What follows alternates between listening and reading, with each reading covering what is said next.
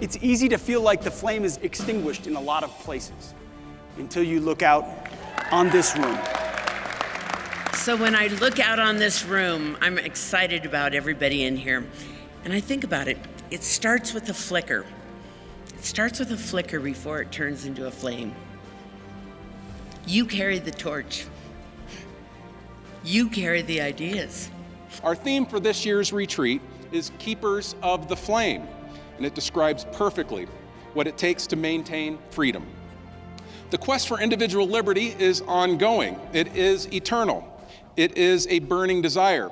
But flames must be nurtured because they do blow out. The way we're going to change this country is by each and every one of you Exercising your proximity impact, having an immediate, positive, inspiring impact on the people right where you are right now. That flicker has turned into a flame for me. Having the ability and willingness to speak truth in an era of lies is our responsibility. And a big way you do that is real school choice. Real school choice.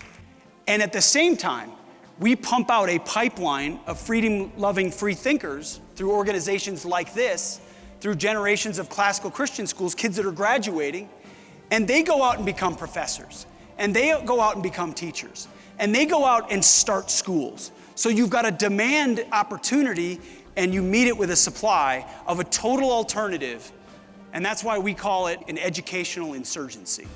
Education and not indoctrination. Family, religion, education, entrepreneurship. That has to be our empowering alternative and narrative to these indoctrinating victimhood narratives of blame the system and blame the victim. For whatever flaws it may have, we are part of the effort as citizens to help our nation become a more perfect union. We have to know that we are in the middle of a very big battle. A battle for our children and the battle for the future of our country. You see, here in America, our history is pro-teacher, pro-student, pro-parent. It was the golden triangle of education, which was the envy of the rest of the world. We're the answer. The home is still where children are taught their values, still the most important place to give children a foundation to guide them through life. My kids have become the woke police. They come home and they're like, is this okay? I learned this in school. I don't know, I didn't feel great about this. Is this all right? And then we break down whether it is all right and whether what the teacher said is acceptable or not. We live in a world that is complicated by division, rancor, agendas. But as I've interviewed now so many veterans of this greatest generation, what strikes me most to a man is their humility. They were so proud of being something that was bigger than themselves. But I think if we keep doing what these individuals do when the going gets tough, keep peeling away the things that don't matter, and remembering the core, the mission of our work, it will always guide us well. You win in politics by winning the culture. Today, many patriots measure success in election cycles. The opponents of freedom measure success in decades. Each of you must understand, really truly understand, that politics is downstream of culture. We're running businesses, we're taking care of our families, we're doing all the things this great nation has allowed us to do. But if we're going to maintain it, it's going to require us to engage in the foot battle that is politics. Can we get enough Americans to move out of the emotional phase of politics and get into the logic and moral phase of politics? Get the facts straight and then argue about the policy. We have to be a Paine. What was Thomas Paine? He was a pamphleteer. That's what blogs are. That's what a lot of the internet is. And he talks about the flame of liberty. He says it can be reduced to embers, but you can never extinguish it.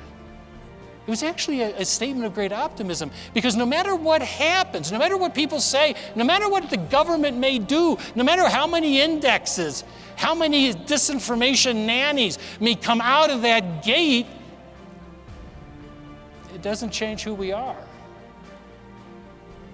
That's why you can't ever really extinguish what Paine called the flame of liberty.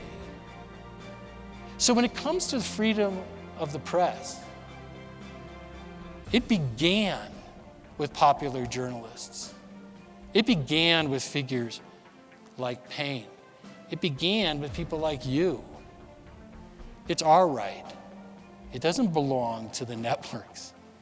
And we need it. So these are trying times. But they are not times beyond us. Because we have something that can't be extinguished if we know who we are. And I encourage you all to be a Paine.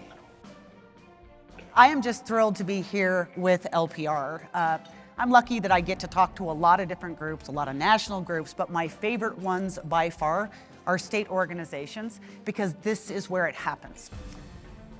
It's the way our founders wanted our governance to work. The government closest to the people was the one that mattered most.